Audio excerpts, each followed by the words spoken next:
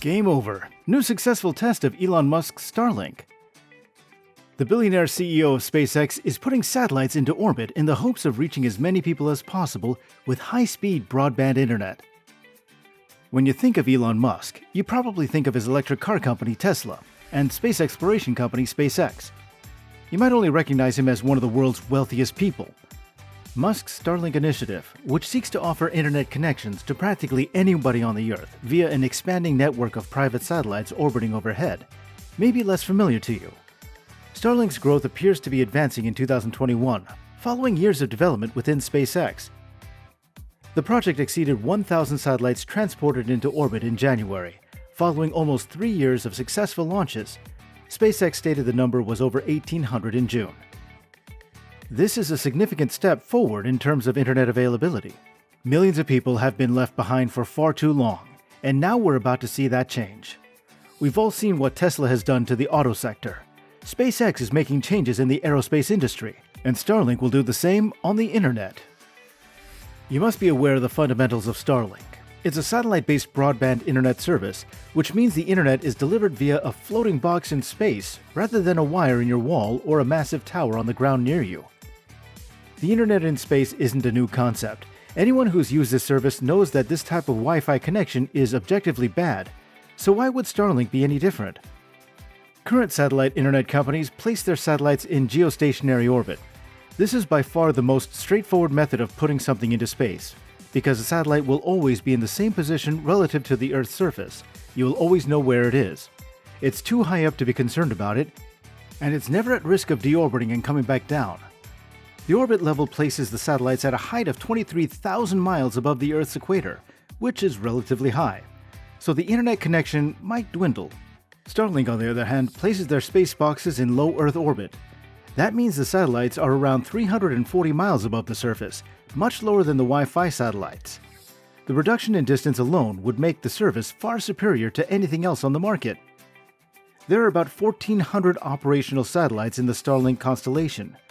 In total, they've launched approximately 1,800. As our planet's satellite coverage expands, SpaceX now owns more than half of all the operating satellites. Starlink will be able to provide broadband internet to an ever-increasing number of people. They've been testing and making sure that they provide flawless service. In October, Starlink began beta testing with users mostly along the Canada-US border. The beautiful thing about Starlink is that we're still in the early stages of development. This is more proof of concept than a finalized solution to bring Starlink to the level of performance that SpaceX desires. Nonetheless, the Starlink laser technology is an improved means of satellite-to-satellite communication. Because the signal can be delivered between satellites worldwide, there will be no requirement for a ground-based tower near the Starlink receiver.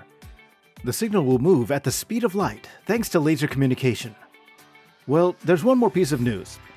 Elon Musk's ambitious Starlink project has delivered 100,000 terminals to customers thus far. The development is significant because the project is highly capital sensitive and represents a substantial risk for Musk. This is especially true given that the first batch of Starlink satellites was deployed in November 2019. The beta program for users to test connectivity on a first-come, first-served basis was opened a year later, in November 2020. This means that the company has been able to supply these terminals in less than 10 months, although in a beta program, and has over 500,000 additional orders. This suggests that Elon Musk's risk may have paid off in the end.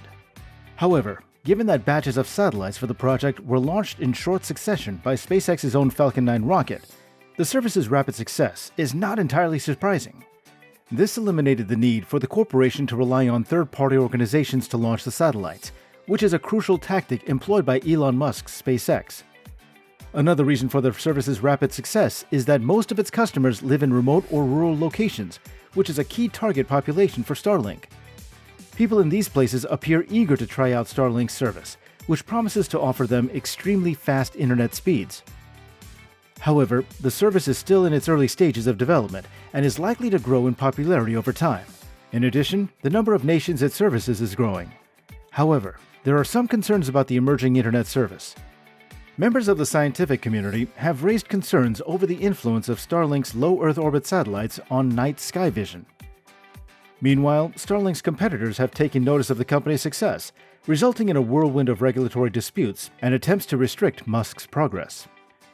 Musk announced that Starlink will be available worldwide except at the North and South Poles. Well, that is some promising news. We can say that Starlink is well worth keeping an eye on because of all of this.